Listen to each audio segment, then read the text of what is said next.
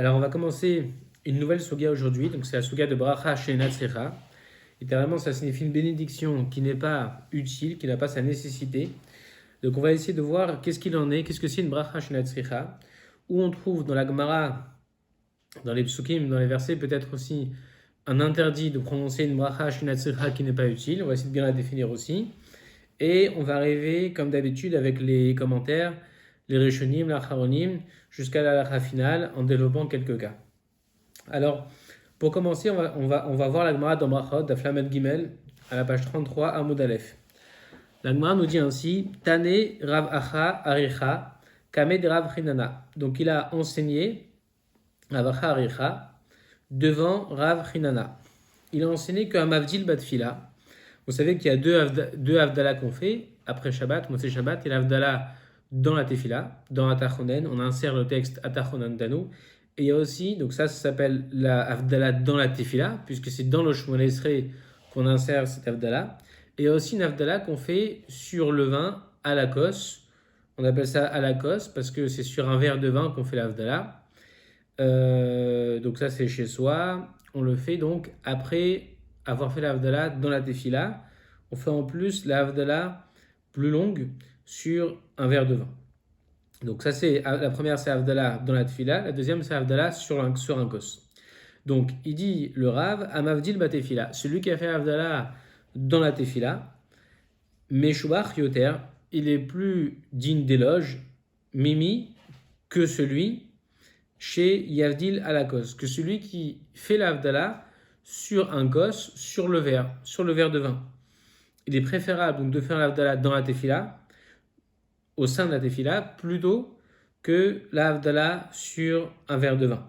Tout ça, ce ne sera pas la halakha, tout ce qu'on va dire ici, aujourd'hui, ce sera, la Gemara va développer plus tard la halakha, va demander ce qu'il en est. On fait que sur la halakha, on pourra voir après. Pour l'instant, c'est la Gemara qui veut savoir quelle est l'Avdallah la plus importante, et donc la Gemara dit c'est celle donc durant la Tefila. Veimivdi le bezo au bezo. Ensuite, il dit, et si il a fait Avdallah Bezo au Bezo, dans celle-ci et dans celle-ci, donc à la fois dans la Tefila, mais aussi sur le verre de vin. Donc, Yanucholo, Brachot al Rosho, que repose sur lui des brachot sur sa tête.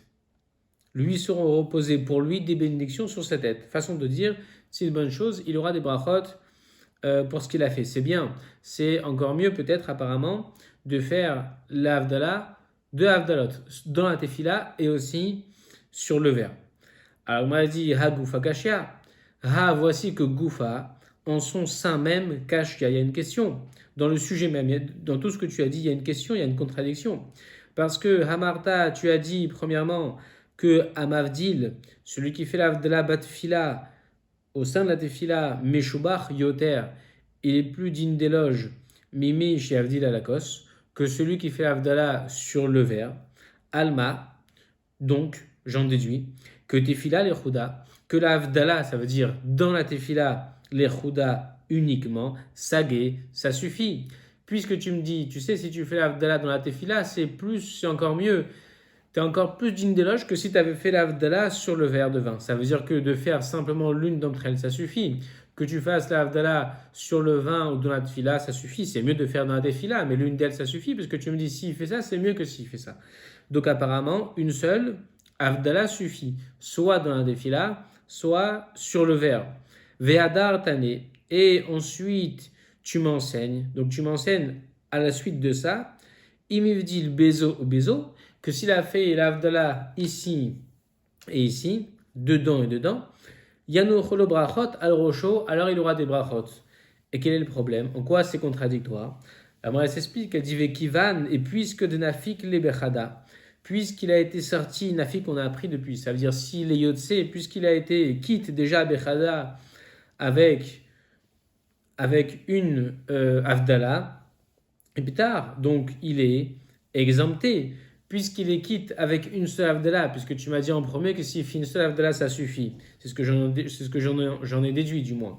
Donc, puisqu'il fait une seule Avdallah, il est Yotse, Ipétar, il est donc pas tour de faire l'Avdallah, puisqu'il est déjà quitte de sa mitzvah. Il s'est acquitté de sa mitzvah en faisant par exemple le mieux, c'est-à-dire l'Avdallah dans la Tefila. Et donc, Ve'avia, bracha shenatzricha. Et donc, quand il va faire sa deuxième avdala sur le verre de vin, par exemple, ça devient une bracha shenatzricha, parce qu'il va faire des brachot. Or, la bracha, il l'a déjà faite. En tout cas, l'avdala, il l'a déjà faite dans la tefila. On a dit l'exemple que s'il fait la avdala dans la tefila, ça suffit. Donc, s'il fait, pour cet exemple, l'avdala dans la tefila, il est quitte de sa avdala, c'est ce que tu m'as dit au début. Et ensuite, tu me dis, non, mais s'il fait encore, alors c'est bien, il aura des brachot sur sa tête. Mais non, parce qu'il a déjà été quitte de la première avdala. Comment il peut refaire une deuxième avdala? Ici, c'est une bracha qui est inutile. Et alors, Ve'amar Rav, or Rav, il a dit, Ve'itema, certains disent que c'est Resh Lakish. Ve'amrela, et d'autres disent que c'est Rabbi Yochanan, Ve'resh Lakish, que c'est Rabbi Yochanan et Resh Lakish, les deux d'Amre Tarvayou qui ont dit ensemble, les deux, Tarvayou c'est les deux, que Kol Amvarer, tout celui qui fait une bracha, bénédiction, que bracha shinatzricha, d'une bracha qui n'est pas utile, over mishum lotissa, il transgresse l'interdit de lotissa. Lotissa et Shem Hashem Lokecha Lashav, c'est marqué dans la Seret HaDiberot, c'est le troisième interdit, de prononcer le nom d'Hachem en vain ou de jurer en vain. Donc, comment est-ce que lui, il peut déjà être quitte d'une Avdala et pour autant, on dit, mais tu sais, si tu fais encore en plus de l'Avdala dans la Tefila, si tu fais aussi l'Avdala sur le Kos, alors c'est encore mieux, tu auras des brachot sur ta tête. Mais non, parce qu'au contraire, ici tu as fait une bracha shinatzricha par définition, parce que tu m'as dit en premier que tu as déjà été quitte de l'Avdala en faisant simplement l'Avdala dans la Tefila. Donc, puisque tu es quitte de ta Avdala, de ta mitzvah, comment tu peux reprendre une deuxième Avdala, ce qui va entraîner des brachot? Dans l'Avdala, il y a des brachot.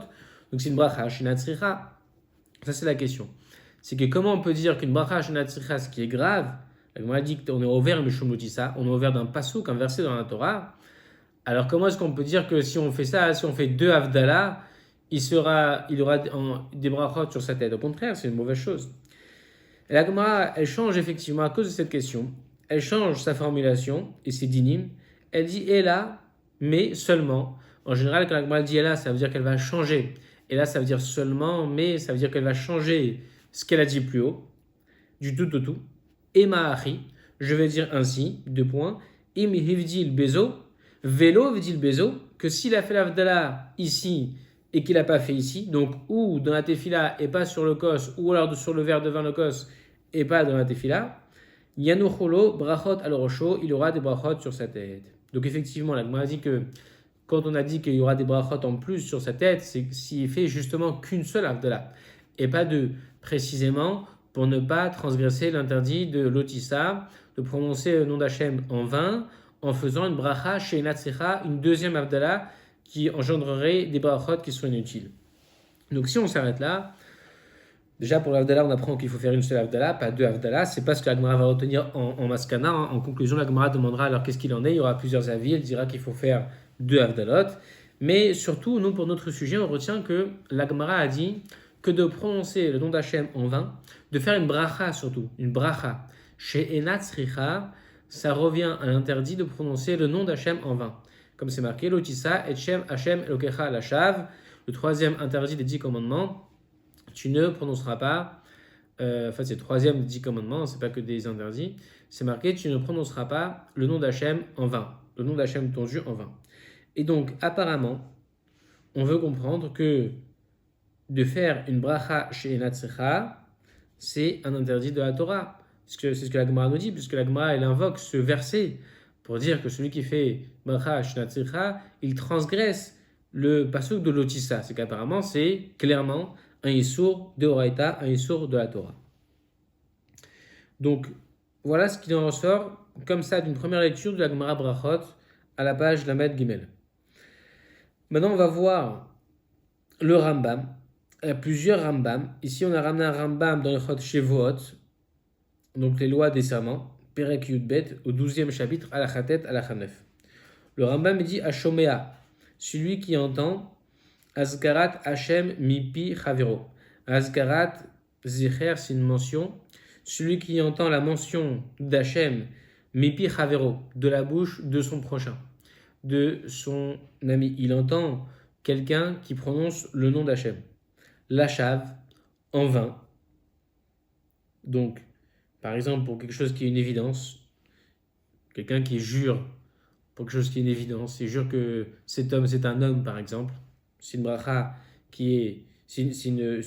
Il jure la chave pour rien. Il dit voilà, je jure. Il jure sur Hachem que quelque chose qui est la chave, qui est en vain. Au Shenishuba, ou alors qu'il jure les fanav, que j'entends l'autre qui jure devant moi la sheker, quelque chose qui est sheker, qui est faux. Il jure que cet homme c'est une femme, ou il jure que ce matériau est un autre matériau, donc c'est évident que c'est faux. Donc là aussi, il se sert du nom d'Hachem pour quelque chose qui est faux. Ou alors, chez Birech Bracha chez Natsricha, alors Rambam il ramène notre sujet. Ou alors il fait une bracha avec le nom d'Hachem, c'est une bracha qui est pas utile chez Natsricha. Alors là, il dit le Rambam Shehu envers que cette personne-là, elle transgresse, elle passe l'interdit de Mishum Nosé Shem Hachem Lashav, de prononcer le nom d'Hachem en vain. Alors Kemo Shebiarnu Bilchot Brachot, comme on a expliqué dans le Chot Brachot que le Rambam a déjà dit que c'est interdit, qu'il ne faut pas répondre Amen après lui. Arezé Chayav Lindoto, il est Chayav de Lindoto, de le mettre en nidouille, de l'excommunier. Donc, on voit ici dans le Rambam que de prononcer une bracha shenatzricha, une bracha qui est inutile, c'est pareil que de faire une bracha, un serment avec le nom d'Hachem, qui est en vain, qui est la sheker, qui est faux, et qu'on est au vert, et dit clairement le Rambam, Mishum Nosé Shem Hachem Lashav. On est bien en vert, c'est le même verset qui est ramené dans la Gemara qu'on a vu avant, de l'Odissa Hachem Lokecha Lashav, de ne pas prononcer le nom d'Hachem en vain. Donc faire une bracha chez Natsricha, c'est prononcer le nom d'Hachem en vain. Ça paraît évident comme ça, mais ça l'est pas, parce qu'on va voir plus tard des commentaires qui expliquent que pas du tout. C'est très possible que la Gemara ici, on sait que quand la Gemara amène un passouk, parfois c'est une asmarta, c'est un appui de ce que les sages, eux, ont décrété. C'est pas parce qu'il y a un passouk qui est ramené dans la Gemara que c'est forcément une loi de la Torah. Parfois, c'est les sages qui ont décrété cet interdit, mais qui se sont appuyés sur un passouk pour renforcer leurs paroles. Ça peut être ça aussi parfois. Et il y aura aussi une svara, on va voir qu'il y aura aussi une façon logique de comprendre que parfois on transgresse le issour de la Torah, parfois on ne transgresse pas. On va voir quand ce sera dans une bracha ou pas dans une bracha. On verra plus tard ces commentaires, mais du Rambam, on peut en conclure qu'il ressort du Rambam la même chose que qui ressortait de la Gemara dans Brachot qu'on a vu auparavant, que de prononcer une bracha chez Enatzricha, une bracha inutile, c'est être transgressé, être ouvert, le Yisur de la Torah, l'Otissa, Shem, Hachem, Lokecha, Lashav. Voilà. Ça, c'est pour donc aborder la Sugia. Et on va faire tout de suite les mots du jour à apprendre. Alors, il y a Hagufakashia. On a vu dans la Gemara dit Hagufakashia. Alors, c'est pourtant. Ha, c'est pourtant. Gufakashia, il se contredit dans ses propres paroles. Alors, Gufa, ça veut dire dans le corps même de ce qui a été dit. Kashia, il y a une question. Effectivement, ça fait référence à une contradiction interne dans ce qui a été dit. Tu me dis une chose, tu me dis noir et après tu me dis pas noir. Donc c'est une contradiction. Amarta, c'est tu as dit, et Sagé, ça suffit. Comme on a vu aussi dans la Gemara, la Gemara a dit Tifila, Lechuda Sagé, une seule Tifila, ça suffisait. Voilà. Bonne écoute, à bientôt.